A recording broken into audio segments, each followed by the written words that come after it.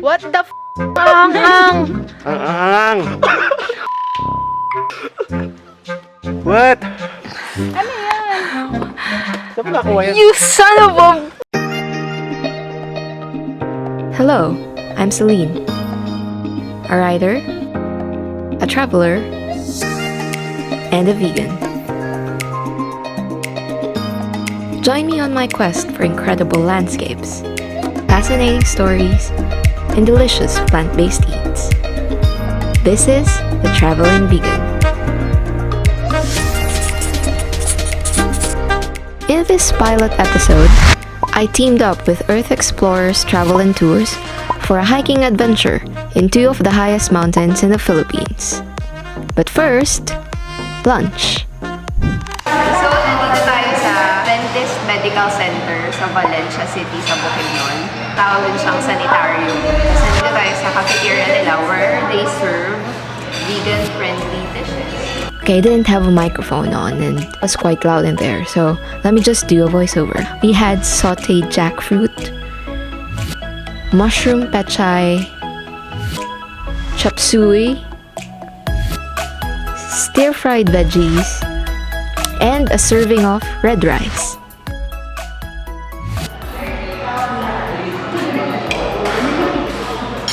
I'm so happy. Can you see my face?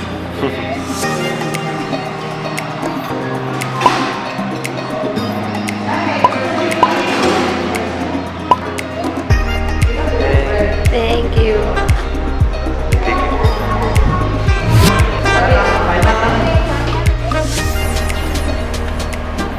Okay, so that was our lunch.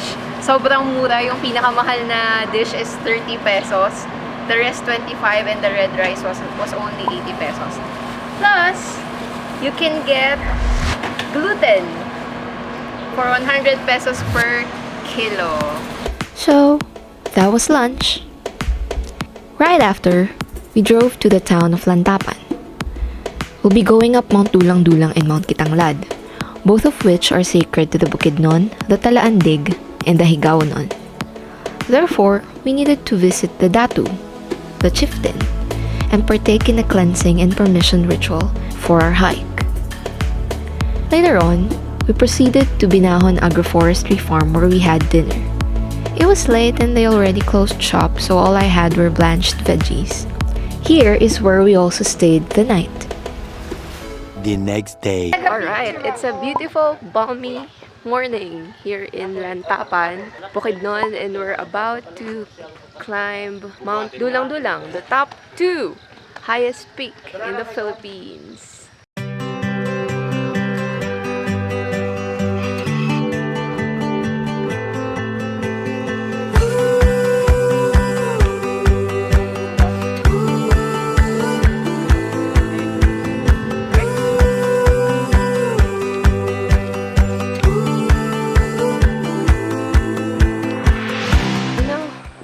How on a cold day, it takes some time for an engine to start.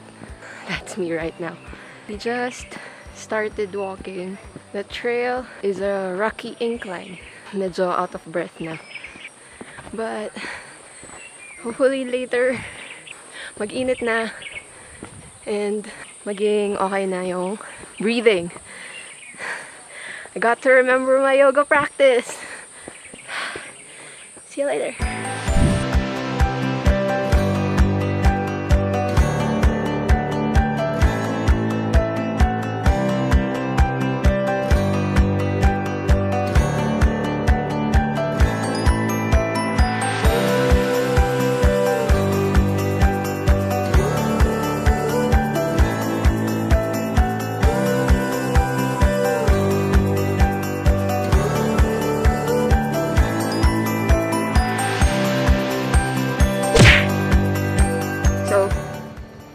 Magbe-breakfast kami. And pakilala ko sa inyo si Chef Jairo. Hi, Chef. Hello, good morning. What you cooking? So, Yung tatanong special natin. na ano? Wait lang. Tatanong natin kung may makakain ako dito. So, Chef, Oh, yo. may makakain ba ako dito? Oh, special tong ano, nanda namin para sa'yo. Ano yan? Ito yung tinatawag nila na gluten.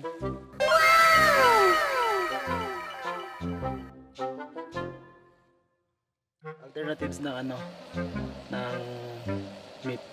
Naks. Anong luto natin ngayon dyan? Pacham. Chamba. Very good, pachamba. Favorite ko yun eh.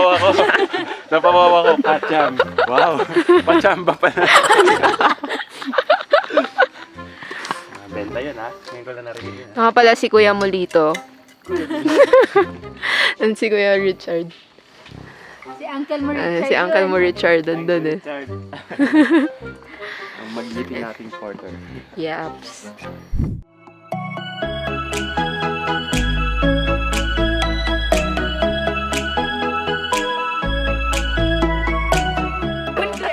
Dala natin ang Eco Heroes Dito kit. ba? Tabangan Rubber natin niya ako. collapsible containers. Spoon and fork. And Eco Heroes cup. Kain na! Tingnan na natin yung pacham.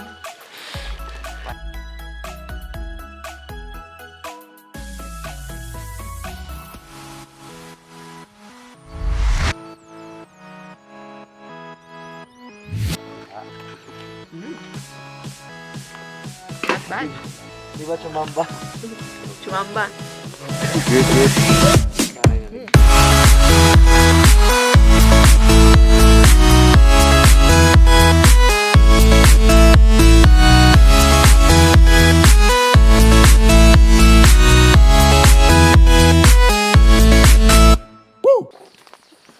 Okay.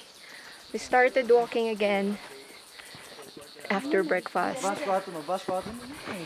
It's 8:56. Focus. There. 8:56. And we're 4 kilometers away from the summit. Kung iisipin, mabilis lang yon. Mga 30 minutes na takbo, pero this is a mountain, so mga 4 hours pa. Love the trail. Mossy na siya. And it's good to be back in the mountains.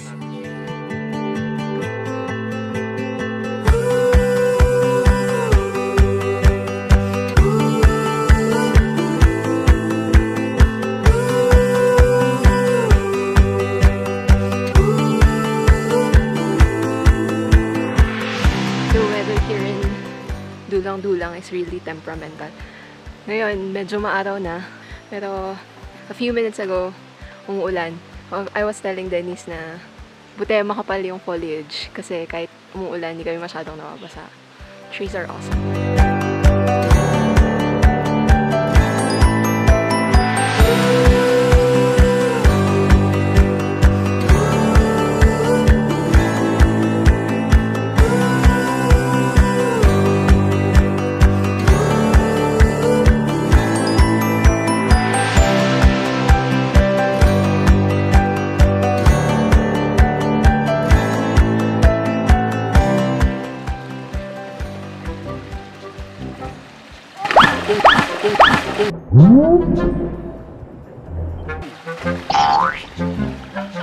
As ka lang? Nakuha ka sa video.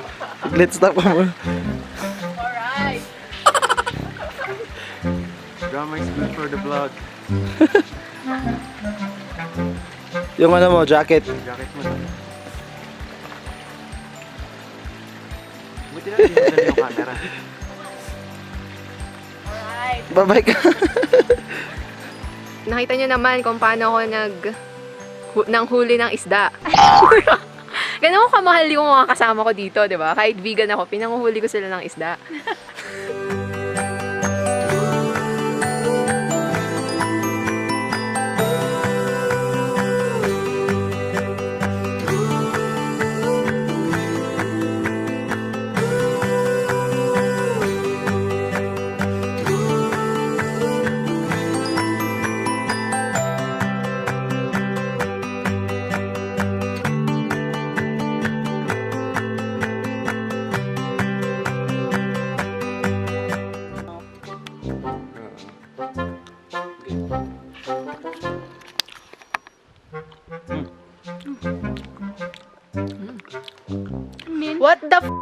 anghang! Ang ahang! Ano yan, sili? What? Saan mo nakuha yan? You son of a... At dahil dyan, ang anghang nun ah. Kain tayo ng ubas. Kaya ako yung ginawa para malabas yung trail food nila. Ang tatamad daw kasi namin maglabas ng trail food. Magdala ng pagkain. So, ito na guys. Sarap ng For ubas. vegans, this is our ultimate trail food. It's sweet, so maraming sugar. Energy. Sarap, di ba? Try kaya natin pagsabayan ito tsaka yung ubas. Try mo nga ulit. Joke lang, ayoko na.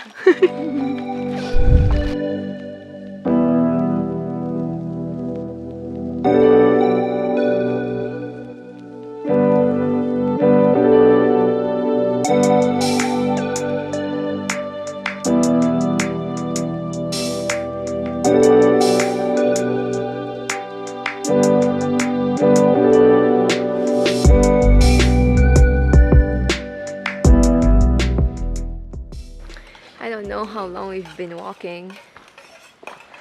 I guess 3 hours. We finally arrived in Mani's campsite and sobrang ganda guys. It's like an alien world. Look. And luto na si Jai ng aming lunch. And as usual, my lunch has gluten in it. That's the gluten we got from the sanitarium yesterday lunch. Yeah. Pero ngayon, meron ng halong veggies. So, I'm excited. For now, I'm eating mixed nuts because I'm hungry. So, I'll see you later.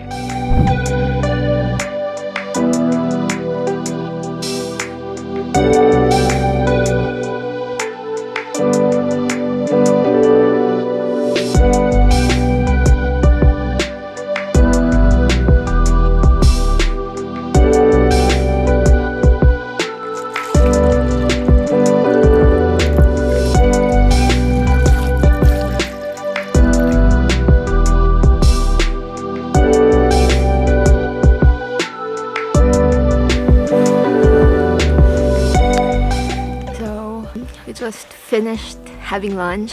It was great. Nabusog naman ako.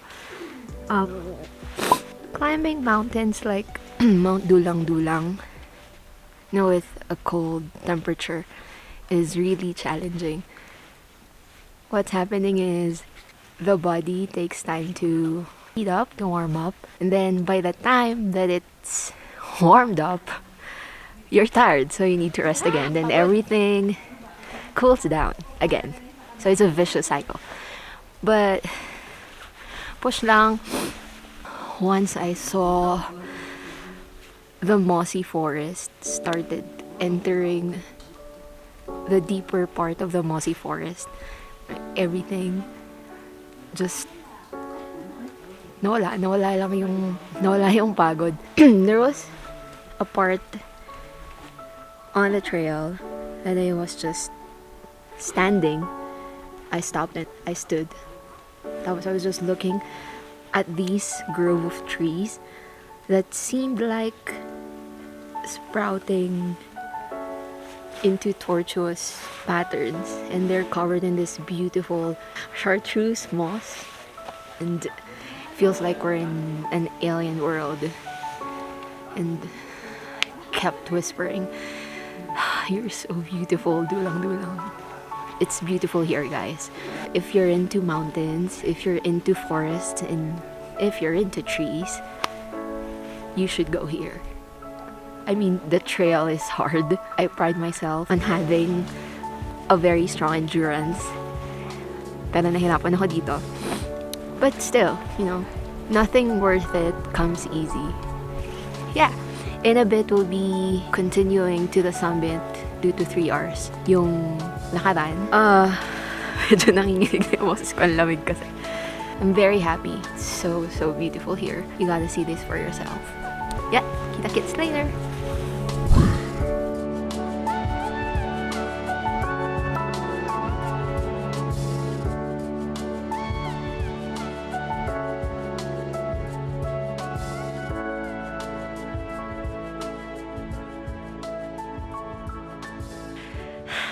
It turns out, malapit na lang pala yung peak dun sa Manny's Garden or Manny's Campsite.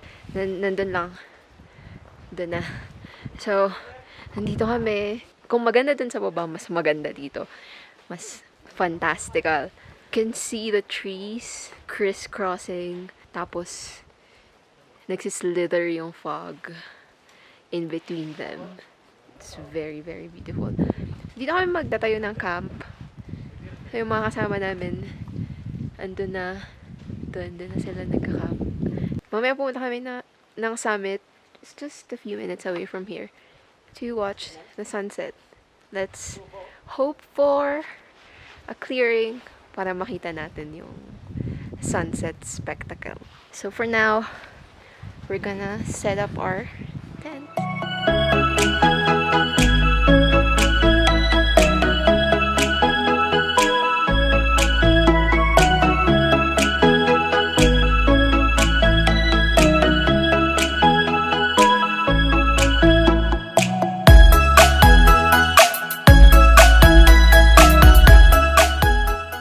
The next day.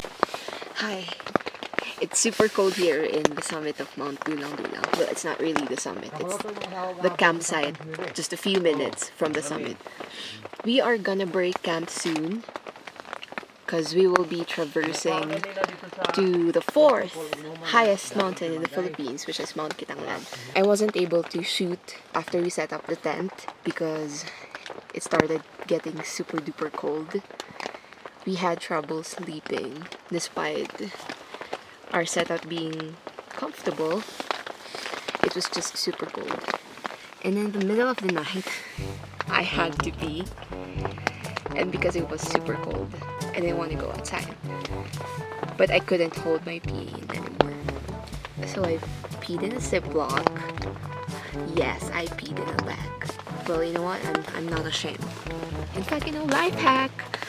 Because I would rather pee in a bag than go outside and freeze my butt off. Right. So, on that note, I'm gonna end this pilot episode and thank you for watching. I will see you on part 2 of our Bukidnon hiking adventure. See you soon.